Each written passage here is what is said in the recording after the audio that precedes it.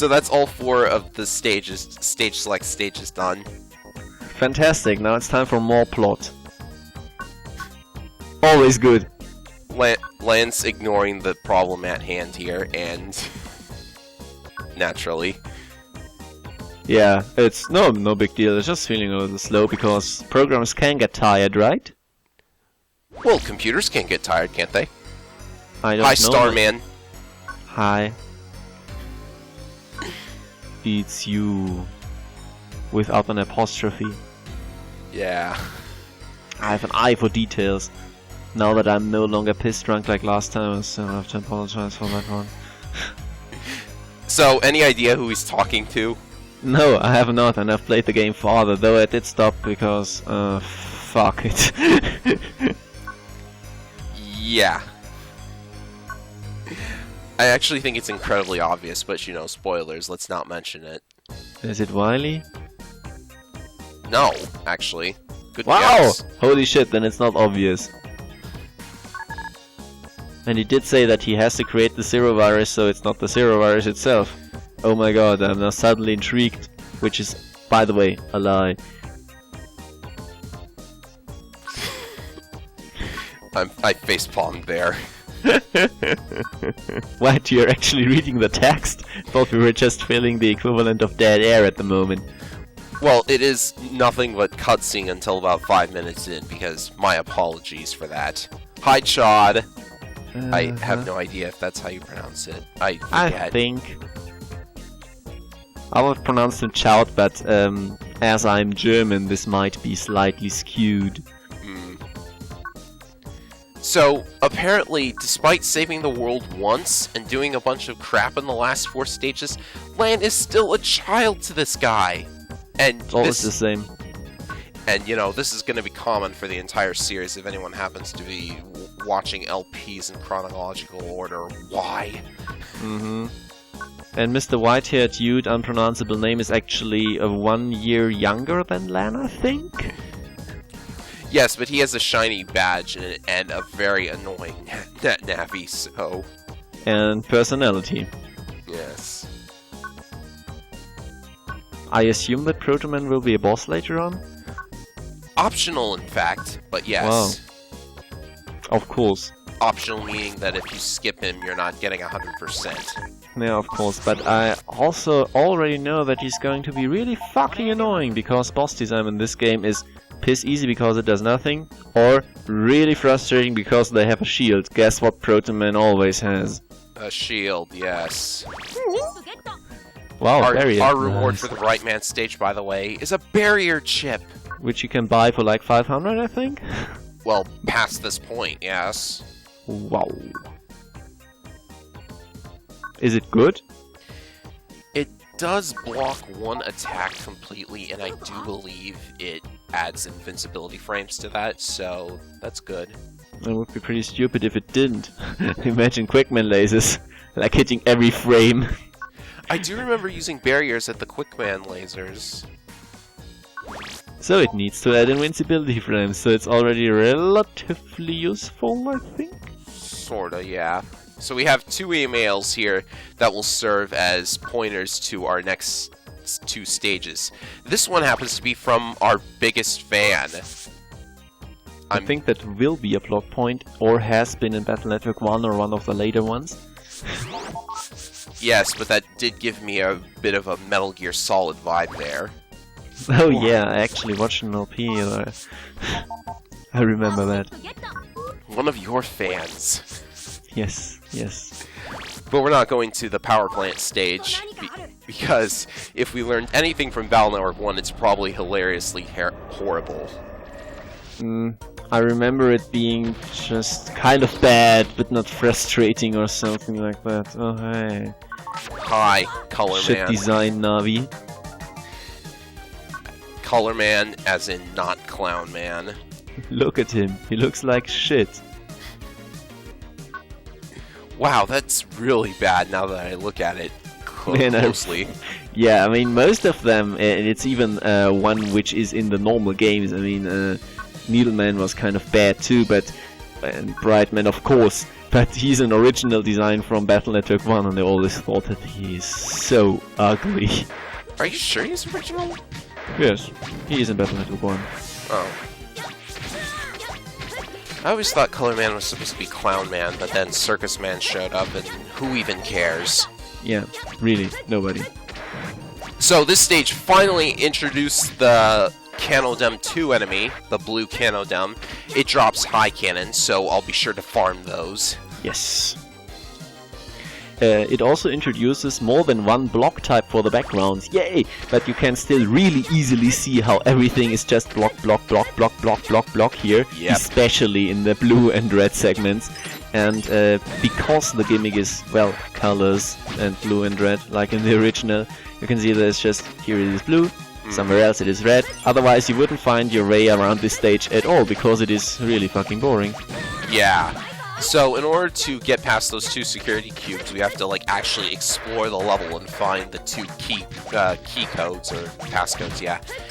Which, well, I don't like that the mystery data here forces double jump use. Yeah, you cannot really dash, because reasons. No, you use the double jump here now. You had opportunity to farm it. Fuck you. Yeah. But I do like that they're kind of, well, that trick jump isn't really good at either. Actually, I thought when I first played this, I thought that, haha, tricky jump, and then I realized that I had to do it because this yellow one is one of the passcodes. Yes. I guess it is. It adds a modicum of challenge. I suppose. Those spikes aren't instant kill anymore, so I'm thankful for that. Yeah.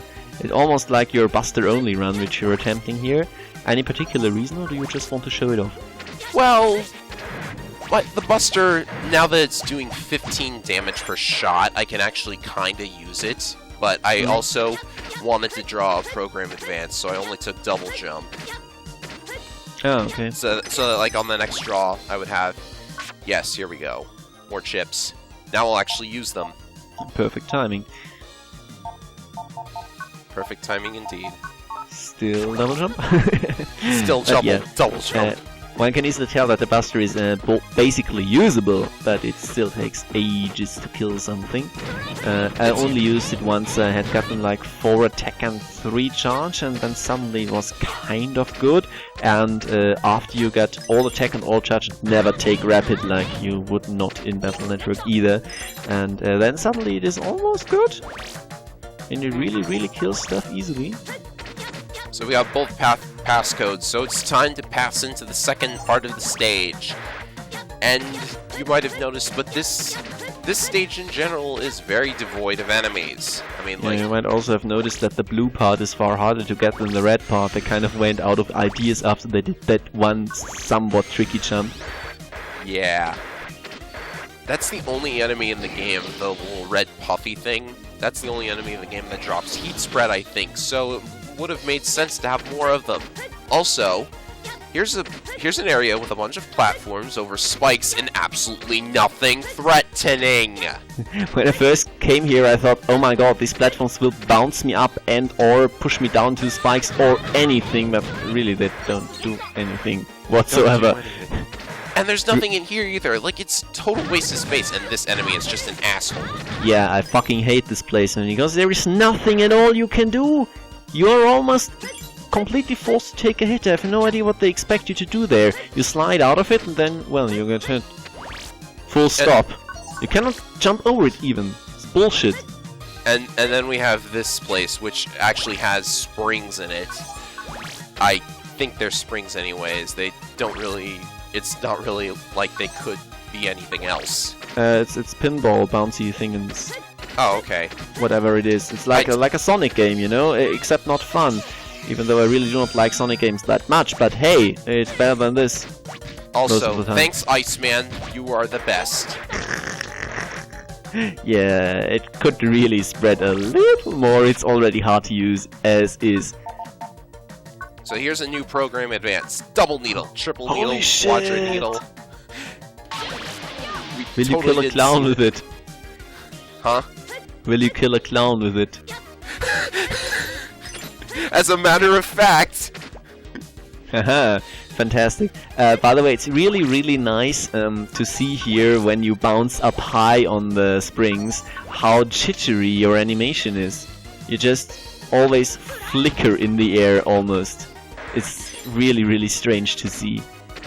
So there you go, the Arrows Program Advance. Very creative. Seizure. It's really strange. Also, jumping around here takes like 10 minutes to get everything if you do not know where it is. Yeah. And getting up here is also a giant pain in the ass because the screen size is just not big enough to see the platform from above. So you have to use double jumps or cry a lot. So here we have a side area here that you don't really have to come up here because there's nothing in it except for this very shady looking Naviena cyber slot machine. Hey, you got an extra portrait, that's like effort? Yes. Anyways, the slot machine is pretty much what you'd expect, but the interesting thing about it is, if you perchance wanted to max out your stock of roll chips, this is the only place you can do that. You get 2 roll chips in the game, and you have to line up, I think, 3 roll icons, and I just missed. Fun, fun, fun! Yeah, so it's no, a lot I'm of not fun. going to be here forever. I just wanted to actually try it out. There is actually nothing else unique or interesting which you can get from here, right? Right. I've gotten all of the chips in the game without ever going to the slot machine, so its inclusion isn't really there isn't really much point to it. Not even a game-breakingly makes everything easier from now on chip because you got it far too early. I couldn't imagine it being really good anyway because you have to spend so much time. There was one good thing about that side area, however. It resets your respawn point if you go in it, which is important because... You will die in a second? Yes. Because this guy is placed like an absolute asshole.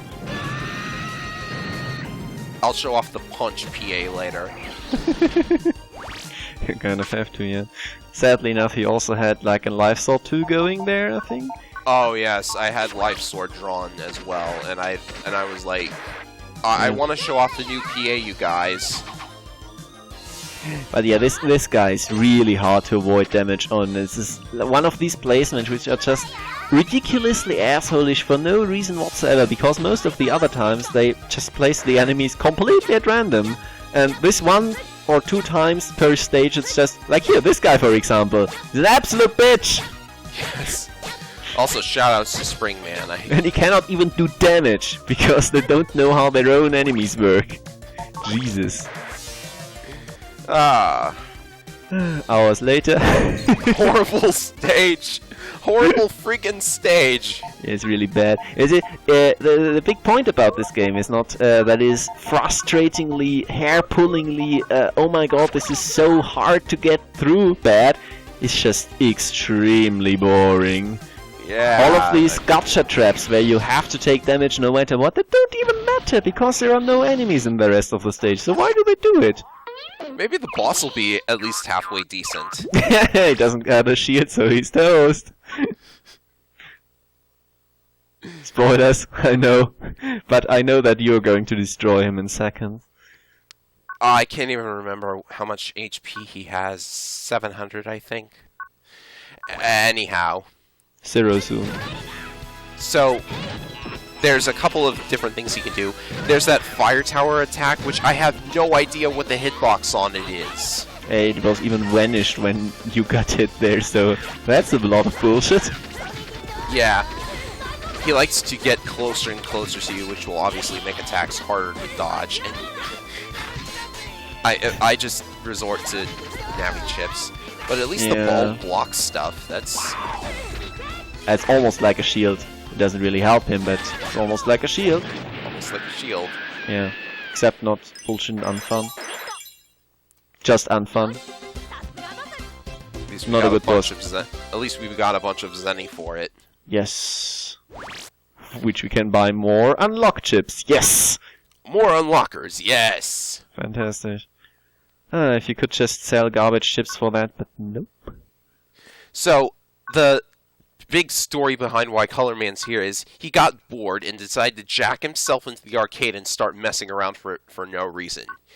which, you know, he shouldn't really be able to do.